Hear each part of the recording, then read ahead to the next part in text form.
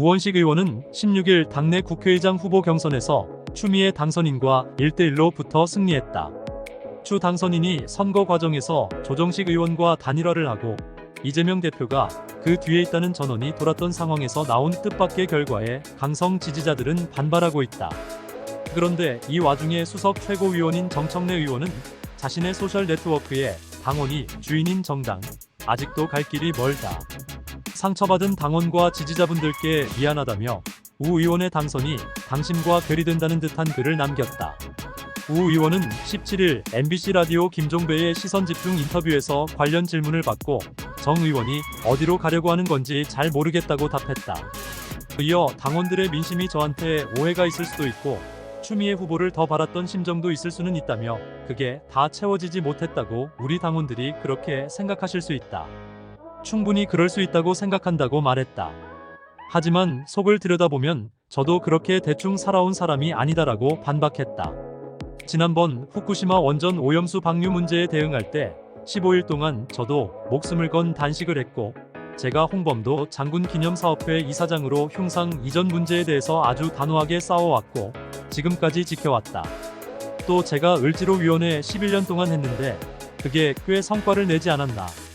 그 과정은 기울어진 운동장, 우리 경제 생태계에 있어서 소위 경제 기득권을 갖고 있는 재벌 대기업들의 부당한 갑질에 대해서 아주 단호하게 11년 동안 싸워온 사람이다.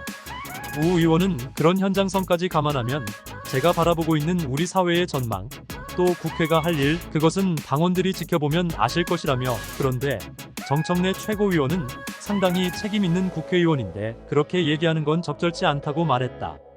오히려 우리 당선자들의 판단과 당원들을 분리시키고 그걸 갈라치기 하는 게 아닌가라며 수석 최고위원으로서 아주 부적절한 발언을 했다 이렇게 생각한다고 했다.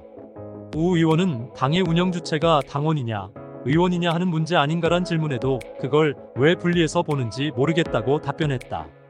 그는 당원과 국민들이 뽑아낸 사람들이 국회의원이고 당선자들이라며 국회의원 당선자들이 당원의 뜻과 완전히 배치해서 그렇게 하는 건 아니라고 생각한다고 말했다.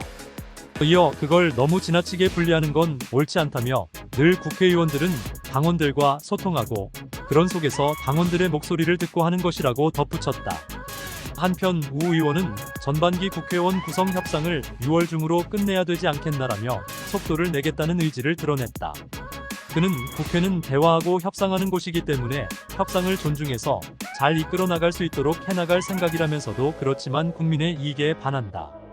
너무 이끌려가고 있다. 합의가 안 된다 그러면 국회법이 정한 절차가 있다. 그 절차대로 국회를 빠른 속도로 개원을 해서 국민을 위해 일할 수 있도록 하는 게 또 국회의장이 해야 될 일이라고 했다.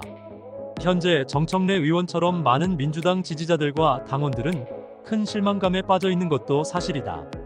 추다르크가 당원들의 절대적인 지지를 받고 있었는데 민주당 의원들의 선택은 우 의원이었다는 것에 배신감도 느끼고 있을 것이다. 그러나 너무 그렇게 실망할 이유는 없다. 앞에서도 보았듯이 우원식 의원도 친명이고 한 번도 수박처럼 행동한 적은 없다. 선명하신 분이고 이재명 의원을 뒤에서 많이 도왔기 때문에 과거 수박들처럼 같은 인물로 보면 절대 안 된다. 이재명 의원이 언급한 것처럼 누가 되어도 국회의장을 잘하실 분이라는 언급에서 추다르크와 우원식 둘 다 친명이자 윤석열 정부와 강력히 싸우고자 하는 의지는 두 분 다 불타고 있기 때문이다. 그렇다면 어차피 이미 추다르크가 국회의장으로 민주당 의원들의 선택을 받지 못한 것에 낙담하고 절망하기보단 과연 민주당 의원들이 왜 추미애가 아니고 우원식을 선택했는지에 대해 합리적인 세 가지 이유를 분석해보겠다. 첫째, 국회의장의 임기는 2년이다. 2년 동안 추다르크가 윤석열과 국힘당과 치열하고 거칠게 용맹스럽게 싸워준다면 국민적 인기를 얻을 수도 있을 것이다.